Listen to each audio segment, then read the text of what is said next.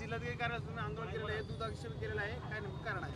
आमची मागणी आहे US ट्रेडचे आहे, जे मोदी सरकारने लागू केलं आहे. त्यांनी शेतकऱ्याचं कंबळ या ठिकाणी मोडलेलं आहे. कायम त्या मोदी सरकारने त्या ट्रम्प तात्याच्या याच्यात जाऊन त्यांचं सगळं शब्दात ऐकून त्यांनी कायम त्यांचं शेतकऱ्यांचं नुकसान केलेलं आहे. आणि आज आमचा 7वा दिवस या ठिकाणी आहे.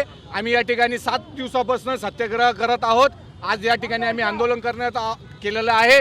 ह्या शेतकऱ्यांच्या विरोधात जे यांनी US मध्ये जे ट्रेड जे सुरू केलेलं आहे, जे करार केलेला आहे, हा रद्द करण्यासाठी आम्ही युथ काँग्रेस या ठिकाणी आंदोलन करण्यात येत आहे. आमची मागणी राहील की या ठिकाणी जे शेतकऱ्याला जे US जे ट्रेड त्या ठिकाणी त्यांनी मंजूर केलेला आहे, जे त्यांनी करार केलेला आहे, तो तात्कालीन रद्द करावा ही आमची या ठिकाणी मागणी आहे शेतकऱ्यांविषयी. संदेश काय देण्याचा प्रयत्न होतो? आम्ही शेतकऱ्यांचा या ठिकाणी संदेश दिला. या ठिकाणी तुम्ही बघू शकता बाजार दुधाचे भाव सुद्धा वाढत नाहीये. बाजरी, मक्का असेल, या ठिकाणी गॅसचा विषय असेल, हा अनेक या ठिकाणी प्रलंबित शेतकऱ्यांचा विषय आहे.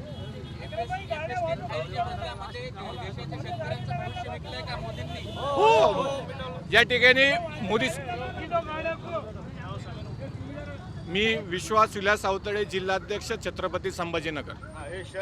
आजचा 7वा दिवस आहे. आम्ही शेतकरी न्याय सत्याग्रहासाठी आम्ही युवक काँग्रेस मार्फत बसलो आहे.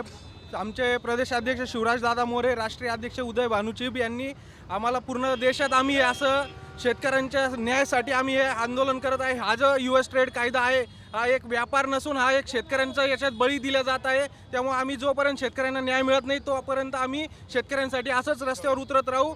आणि हा आमचा एक संदेश होता सरकारला की बघा, आज म्हणजे दूध हे ना दुधाला भाव ना मंडी, याच्यात शेतकऱ्यांचं पूर्ण नुकसान केलं आहे त्यांनी.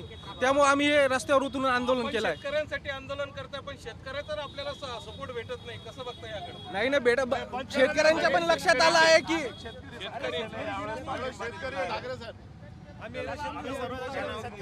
सागर नागरे, युवक काँग्रेस शहर जिल्हा अध्यक्ष, छत्रपती संभाजीनगर.